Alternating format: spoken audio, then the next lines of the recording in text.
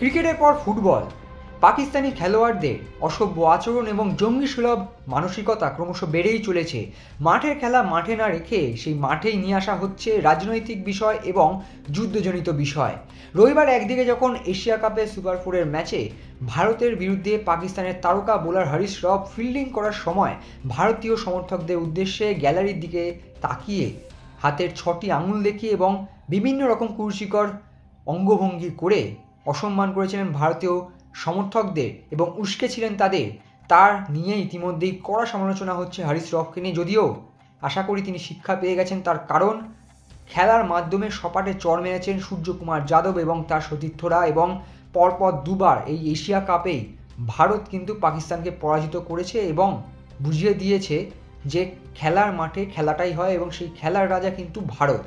কিন্তু এই নোংরা মানসিকতা এবং এই জঙ্গি সুলভ মানসিকতা হয়তো ভাইরাসের মতো ছড়িয়ে পড়েছে পাকিস্তানি খেলোয়াড়দের। শুধু আর ক্রিকেট মাঠেই নয়, আজ সোমবার দিন ফুটবল মাঠেও দেখা গেল একই দৃশ্য।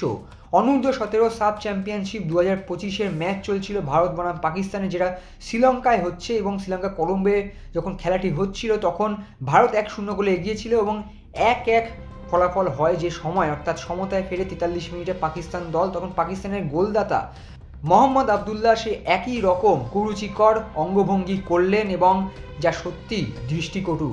একদিকে হারিস রফের মতো এত নামজাদা একজন ক্রিকেটার, যিনি একজন অভিজ্ঞ ক্রিকেটার হিসেবে বিখ্যাত, সেই অভিজ্ঞ ক্রিকেটারের কাছ থেকে যখন সকলেই বলছিলেন যে এই রকম অঙ্গভঙ্গি করা বা এই রকম কাজকর্ম একেবারেই মানানসই নয়, সেখানে অনূর্ধ্ব-17 দলের এক ফুটবলার, অর্থাৎ যার বয়স এখনও 17 গণ্ডিও পেরোয়নি, তার মধ্যেও কিন্তু এই বিষটা ছড়িয়ে গিয়েছে এবং বলা চলে বন্ধুরা এক প্রকার ভাইরাসের মতো ছড়িয়ে পড়েছে এই জঙ্গি সুলভ মানসিকতা। কেন বলছি জঙ্গি সুলভ?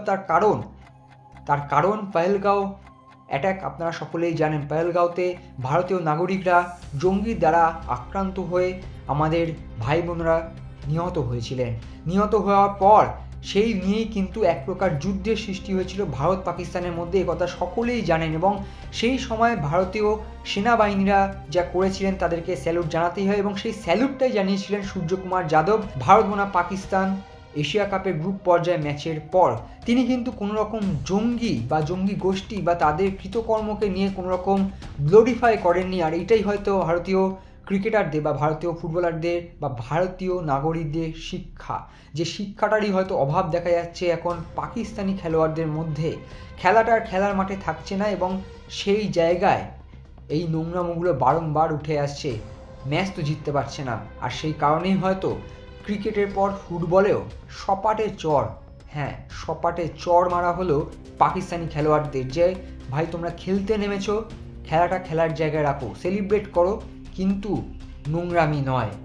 একদম ভুয়ো তথ্যকে সামনে রেখে সেটা গ্লোরিফাই করা নয়, বরঞ্চ গোল করে ম্যাচ জেতার চেষ্টা করো কিংবা 6 মেরে ক্রিকেট ম্যাচ জেতার চেষ্টা করো। আর সেটাই দেখা গেল ভারতীয় ক্রিকেটারদের, ভারতীয় ফুটবলারদের থেকে। ভারতীয় ক্রিকেটার অর্থাৎ যারা সিনিয়র ক্রিকেটাররা রয়েছেন তারা যেটা রবিবার করে দেখিয়েছেন, তারাই সেই আদর্শটা রেখে গেছিলেন, যে আদর্শ বয়ে নিয়ে গেলেন আজকে ভারতের অনূর্ধ্ব-17 দলের ফুটবলাররা। অর্থাৎ দাদাদের থেকেই কিন্তু ভাইরা শিখলেন এবং তারাও কিন্তু এই উস্কানিতে কোনো রকম পা রাখেননি, বরঞ্চ ঠান্ডা মাথায় 3-2 ফলাফলে কিন্তু এই ম্যাচটা জিতে নিয়েছেন। এবং এই মুহূর্তে সাব চ্যাম্পিয়নশিপে ভারতীয় ফুটবলারদের কিন্তু এই যে দাদাগিরিটা সেটাও অব্যাহত রয়েছে, ঠিক যেরকম এশিয়া কাপে ভারতীয় ক্রিকেট দলের রয়েছে। কিন্তু আরও একবার ধিক্কার জানিয়ে যেতেই হবে ভারতীয় দলের বিরুদ্ধে পাকিস্তানি খেলোয়াড়দের এই অসভ্য আচরণগুলি, অর্থাৎ বিষের মতো ছড়িয়ে পড়েছে এই নোংরামি। এই বিষয়টি কিন্তু আর লুকোনোর জায়গা নেই এবং বারংবার সেটা ফুটে উঠছে, বারংবার সেটা দেখা যাচ্ছে মাঠে। এবং অর্থাৎ এই কথা বলাই যায় যে কোথাও গিয়ে যেন এই স্কুলিংটা হয়তো হচ্ছে এবং শুধু সাধারণ নাগরিকদের মধ্যেই আর সেটা নেই। খেলোয়াড়রা যারা আমরা সবসময় জেনে থাকি যে খেলোয়াড়রা স্পোর্টিং স্পিরিট রাখেন, তারা এই খেলার বাইরে বাকি কোনো বিষয়ে তারা মাথা ঘামান না। তারা কোনো বিষয়, বিশেষ করে যখন এই দুটো দেশের মধ্যে রাজনৈতিক চর্চা হয়, সেই বিষয়ে তো আরোই তারা নাক গলায় না। কিন্তু পাকিস্তানি ক্রিকেটার হোক কিংবা পাকিস্তানের অনূর্ধ্ব-17 দলের ফুটবলার হোক, তারা যেটা করছেন তা লজ্জাজনক এবং এটা বন্ধ হওয়া দরকার।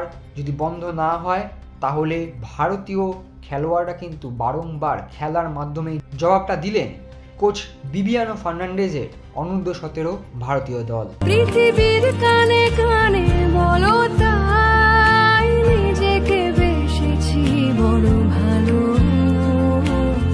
নিজেকে বেসেছি বড় ভালো।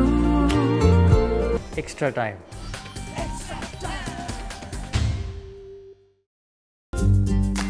লেটেস্ট নিউজ আর এক্সক্লুসিভ ভিডিওর সঙ্গে আপডেট থাকতে এখনই সাবস্ক্রাইব করুন আমাদের ইউটিউব চ্যানেল।